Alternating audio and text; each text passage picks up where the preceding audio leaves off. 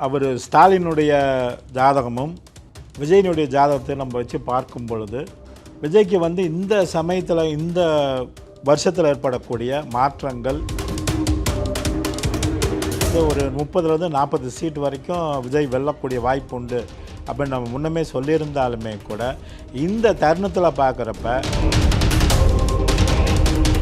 செங்கோட்டையன் அவர்களுடைய கட்சியில் சேர்ந்தது அவருக்கு வந்து பலமே தவிர எதுவும் எந்த விதத்துலையும் வந்து அவருடைய இதுக்கு வந்து மிகவும் மெருகூட்டக்கூடிய அளவுக்கு சிறப்பாக இருக்கும். ஸ்டாலினுக்கு ஈக்குவலாகவே வந்து விஜயனுடைய ஜாதகம் மிக சிறப்பாக வேலை செய்யும்.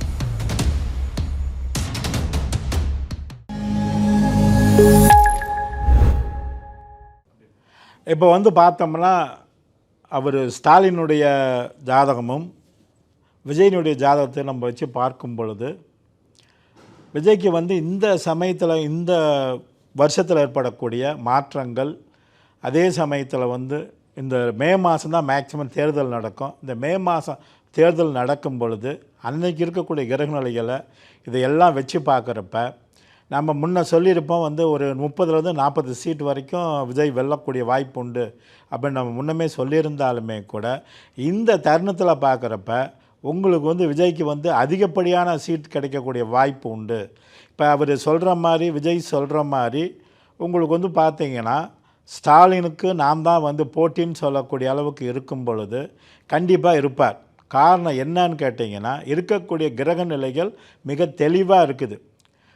இவருடைய ராசியாதிபதியாக இருந்தாலும் சரி, லக்னாதிபதியாக இருந்தாலும் சரி, நம்ம கலைஞருடைய அமைப்பும் எம்ஜிஆருடைய அமைப்பும் சேர்ந்து இருக்கிறதுனால அதே மாதிரி கிரக நிலைகள் மிகவும் வந்து உங்களுக்கு ஆதாயமாகவும் இவருக்கு வந்து விஜய்க்கு உதவி செய்கிறதுனால மற்றும் வந்து நம்ம இப்போ கடந்த இதில் வந்து பார்க்கும் பொழுது செங்கோட்டையன் அவர்களுடைய கட்சியில் சேர்ந்தது அவருக்கு வந்து பலமே தவிர எதுவும் எந்த விதத்துலையும் வந்து அவருடைய இதுக்கு வந்து மிகவும் மெருகூட்டக்கூடிய அளவுக்கு சிறப்பாக இருக்கும்.